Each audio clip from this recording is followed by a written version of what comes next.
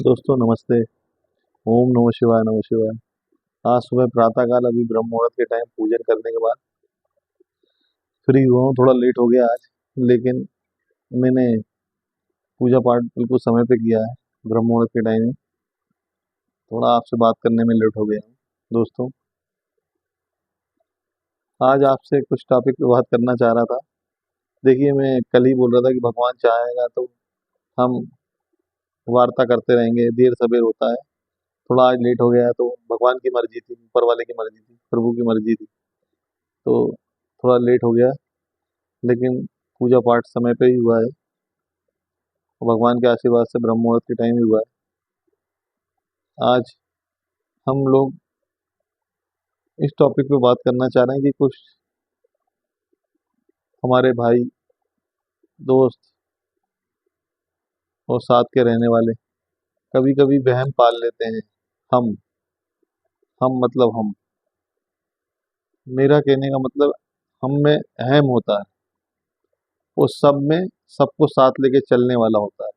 तो जीवन में कभी भी एक बात ध्यान रखिए भाइयों, दोस्तों और सभी मेरे जो शुभचिंतक और हम लोगों के भगवान के आशीर्वाद दाता, सबसे आपसे आशीर्वाद, आपका आशीर्वाद ही हमारा आशीर्वाद, हमें आशीर्वाद देता है।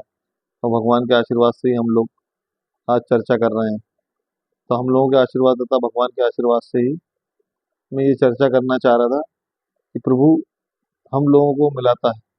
वहम मत पालिए, अहम मत पालिए। जो हम में रहेगा वो अहम में रहेगा। उस जो सब में रहेगा, जो सबको साथ लेके चलने वाला हुआ, वो जीवन में कभी किसी चीज को लेकर धोखा नहीं खाएगा। वो जीवन में आगे बढ़ता रहेगा। तो दोस्तों, हमेशा ध्यान रखिए, हम में मत रहिए, सब में रहिए, सबको लेके साथ चलिए। तो आप देखिए आपके जीवन में परिवर्तन ही परिवर्तन आएगा। किसी को दुखी मत करिए। जीवन में एक ही लक्ष्य रखिए कि आपकी वजह से कोई दुखी ना हो। एक दिन में एक दो लोग सुखी आपकी वजह से जरूर हो जाएं, जिससे कि आपको उसका फल मिले। और भगवान आपसे बोलते हैं कि कर्म करिए, फल की चिंता तो मत करिए, फल तो वो देंगे। तो वही दोस्तों, कुछ टॉपिक पे आजकल नई बात चढ़ रही है, लड़कियों, हमारी बहनें, माएँ, लड़कियां को लेकर कि वो ऐसे स्कर्ट या शर्ट और ये सब पहनती हैं। तो दोस्तों,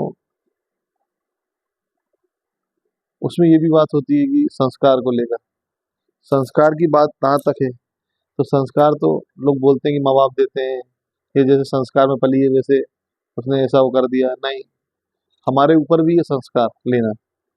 हम कितने ही गंदगी में अगर हैं, और हम गंदगी में भी हैं, अगर हमने चाह लिया कि ये संस्कार हमें नहीं लेना है, तो हम नहीं लेंगे। ये हमारे ऊपर भी है। भाई ये है कि बौद्धिक विकास होना चाहिए उस चीज का। जीवन में अगर हमें ये सोच लें, तो हमें किसी को दोष नहीं देना चाहिए कि उनके संस्कारों की वजह से ऐसा हो गया। इसमें कोई दोषी नहीं है। उस खासकर तो माँ बाप को तो कभी दोषी ठहराना नहीं चाहिए। जिस माँ ने आपको 9 महीने पाला, अपने पेट में गर्भ में रखा, उस माँ को हम दोष देंगे, उस पिता को दोष देंगे जिसने जिंदगी भर हमें पाला पोसा, तो ये गलत है। संस्कार माता पिता से मानते हैं कि माता पिता से आते हैं, लेकिन संस्कार हमें अपने आप में भी ढालना पड़ते हैं।